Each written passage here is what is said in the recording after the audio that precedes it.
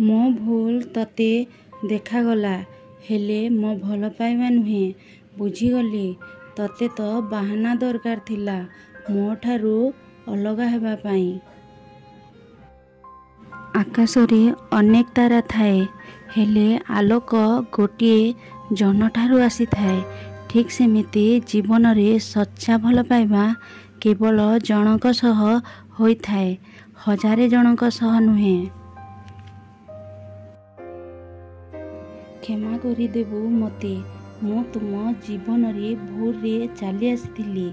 ଏବେ ମୁଁ ତତେ କେବେ ବି ଆଉ ହଇରାଣ କରିବିନି। ଖୁସିରେ ରୁହ ତୁମେ ତୁମ ଲାଇଫରେ। ଯାଉଛି ମୁଁ। ଶୁଣିଥିଲି ନିଜର ଲୋକମାନେ ନିଜ ମନ କଥା ବୁଝିପାରନ୍ତି ଆଉ ମାନ ଅଭିମାନକୁ ପୂରା କରନ୍ତି। ତାହେଲେ ମୋ ମନ କଥା ତୁମେ ବୁଝିପାରୁନ କାହିଁକି? ମୁଁ କ'ଣ ସତରେ ତୁମ ନିଜର ଲୋକ ନୁହେଁ କି? ନା, ଆଜିଯାଏ ନିଜର ବୋଲି ଭାବିନି। ସବୁକିଛି ପାଇ ହୁଏନି ଏ ଜୀବନରେ। କିଛି ଜିନିଷ ହସି ହସି ତ୍ୟାଗ କରିବାକୁ ପଡ଼ିଥାଏ, ଆଉ ସେଇ ଜିନିଷ ପାଇଁ ଲୁଚି ଲୁଚି କାନ୍ଦିବାକୁ ପଡ଼ିଥାଏ। କାହା ପାଖରୁ ବାରମ୍ବାର ଟାଇମ୍ ମାଗିବା ଅପେକ୍ଷା ଭଲ ହେବ ଏକୁଟିଆ ବଞ୍ଚିବା ଶିଖିଯିବା। କାହିଁକି ନା ଏଇଠି ଲୋକଙ୍କର ଦରକାର ପଡ଼ିଲେ ମନେ ପକେଇବେ। ଯଦି ମୋତେ ଦୁନିଆର ସବୁ ଖୁସି ମିଳିଯାଏ ନା, ତଥାପି ମୁଁ ଖୁସି ନୁହେଁ।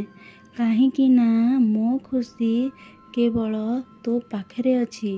ତୋ ଖୁସିରେ ମୁଁ ଖୁସି। ଯେତେ ଦିନ ପର୍ଯ୍ୟନ୍ତ ଏ ଦୁନିଆରେ ଅଛି ଖାଲି ତୋରି ହୋଇ ରହିବି। ମୁଁ କଥା ଦେଉଛି ଜୀବନରେ ଯେତେ ବଡ଼ ଅସୁବିଧା ଆସିଲେ ବି କେବେ ବି ତୋ ହାତ ଛାଡ଼ିବିନି।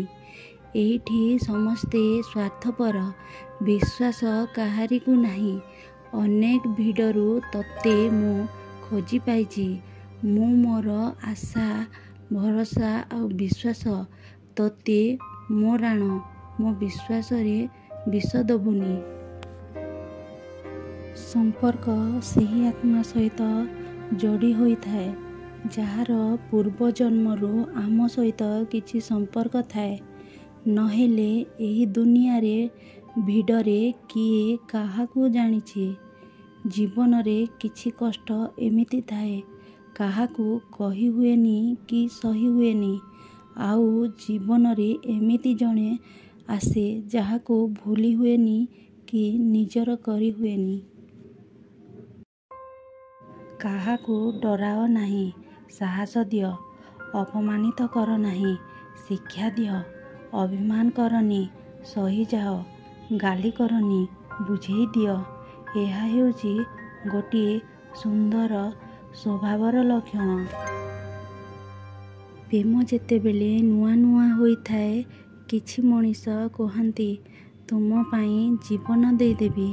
ଯେତେବେଳେ ସେହି ପ୍ରେମ ପୁରୁଣା ହୋଇଯାଏ, ସେତେବେଳେ ସେହି ଲୋକମାନେ କହନ୍ତି ଆମ ପାଖରେ ସମୟ ନାହିଁ।